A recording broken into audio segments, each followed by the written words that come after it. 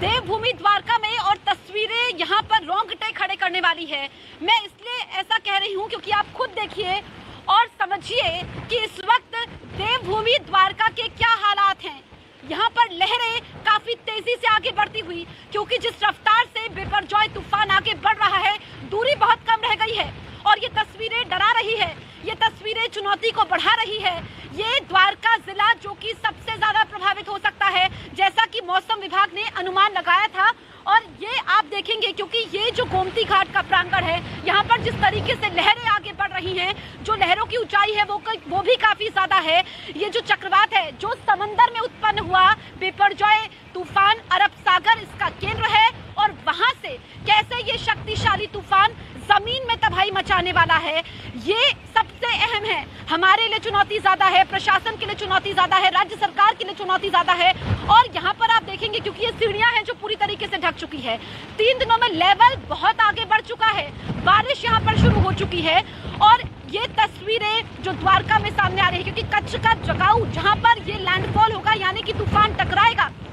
हाल के दिनों में अगर हम देखें तो बिपरजॉय जो कि सबसे ज्यादा शक्ति वाली तूफान साबित हुआ है, जिस तरीके से हवा की रफ्तार है, मैं कल्पना नहीं कर पा रही हूँ कि जब शाम को 4 से 5 बजे का समय होगा तो क्या हम उस वक्त इस तरीके से रिपोर्टिंग कर पाएंगे। असंभव नजर आ रहा है। और यहाँ पर आप देखेंगे क्योंकि हवा की रफ्तार अभी ज्यादा है और जब 125 से 135 किलोमीटर की रफ्तार होगी तो सब कुछ यहाँ पर बदला हुआ नजर आएगा। लेकिन कोशिश यही है कि जीरो कैजुअलिटी हो, जनहानि कम से कम हो।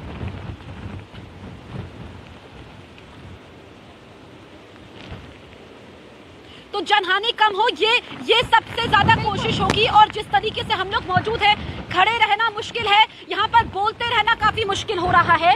खड़े हम नहीं रह पा रहे हैं, बोलने में दिक्कत हो रही है।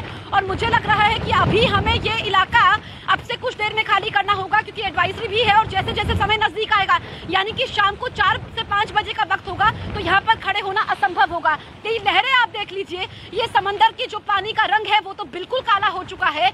और आज जो स्थिति है वो इससे पहले यहाँ पर भगवान कृष्ण की नगरी में नहीं देखी गई है। द्वारकाधीश मंदिर यहाँ पर है जो कि विश्व प्रसिद्ध है, हिंदुओं का तीर्थ स्थल है, 4 धामों में से एक है। और लोगों की आस्था यही है कि जो लहरें हैं वो उनका कुछ नहीं बिगाड़ेंगी, क्योंकि राज्य सरकार की यहाँ पर मुस्तैदी है, केंद्र सरकार नजर बनाए हुए है। लेकिन जो भगवान द्वारकाधीश है वो भी उनकी रक्षा करेंगे, क्योंकि सदियों पुराना इसका इतिहास है और ऐसी लहरें कभी कुछ नहीं बिगाड़ पाई हैं। यहाँ के लोगों का ऐसी मान्यता है।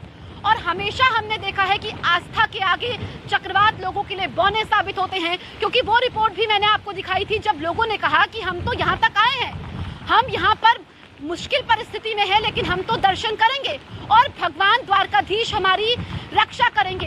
ये तस्वीरें वाकई अब ये तस्वीरें डरा रही हैं। जिस तेजी से ये लहरें आगे बढ़ रही हैं, जिस तेजी से चक्रवात आगे बढ़ रहा है, ये सब कुछ छीन लेने पर उतारू नजर आ रहा है। हवा की रफ्तार काफी ज्यादा है।